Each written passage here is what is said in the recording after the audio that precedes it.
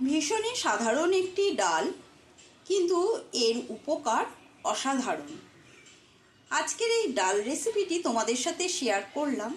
এই ডালটি তোমরা বাড়িতে অতি অবশ্যই বানিয়ে খেয়ে দেখবে।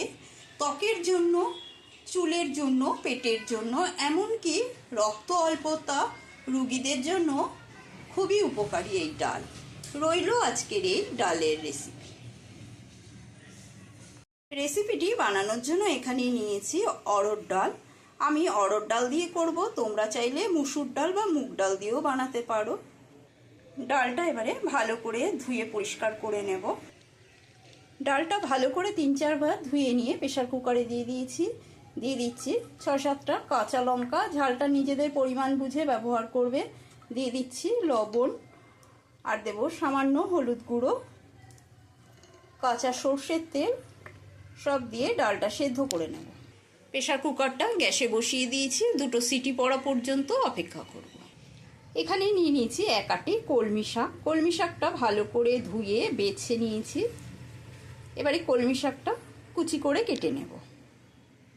কলমি শাকগুলো কেটে নিয়েছি, বেশি মিহি করে কুচি করিনি, একটু বড় বড় করে কেটে নিয়েছি। আর নিয়েছি এখানে 10-12 কোয়া রসুন। রসুনগুলো এই হামানদিস্তার মধ্যে দিয়ে থেতো করে নেব। 2টো সিটি দিয়ে ডালটাও সেদ্ধ করে নিয়েছি। ডালটা একেবারে গলায়নি, দেখো একটু আস্তে আস্তে রয়েছে, এরকম আস্তে আস্তে থাকতে নামিয়ে নিতে হবে। গ্যাসে একটা কড়াই বসিয়েছি, কড়াইয়ের মধ্যে দিয়ে দিচ্ছি 2 চামচ মতো সর্ষের তেল। সর্ষের তেলটা গরম হয়ে গেলে এর মধ্যে দিয়ে দিচ্ছি কালো জিরে আর শুকনো লঙ্কা ফোড়ন। ফোড়নটা একটু নেড়ে ছেড়ে নেব।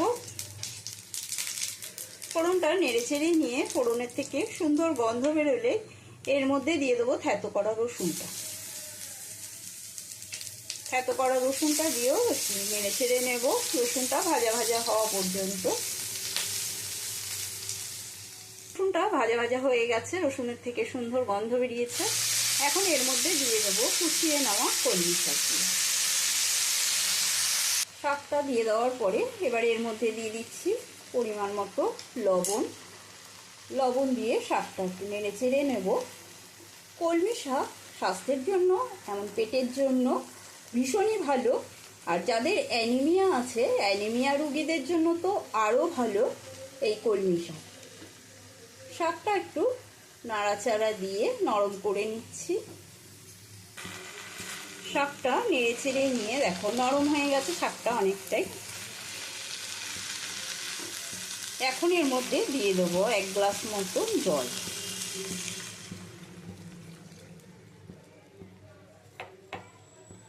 জলটা দিয়ে ফুটতে দেব।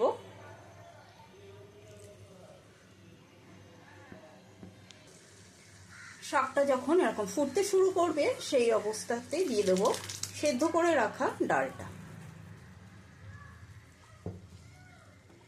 ডালটা দিয়ে ভালো করে মিশিয়ে নেব।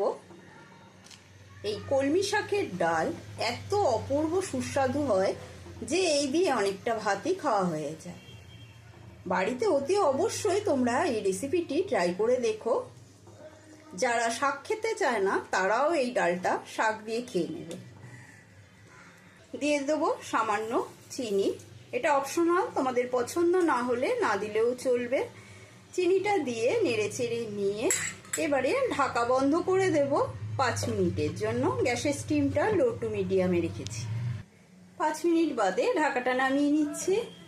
ঢাকাটা নামিয়ে এবার একটু নেড়ে ছেড়ে নেব। দারুণ সুন্দর কিন্তু একটা গন্ধ বেরিয়েছে।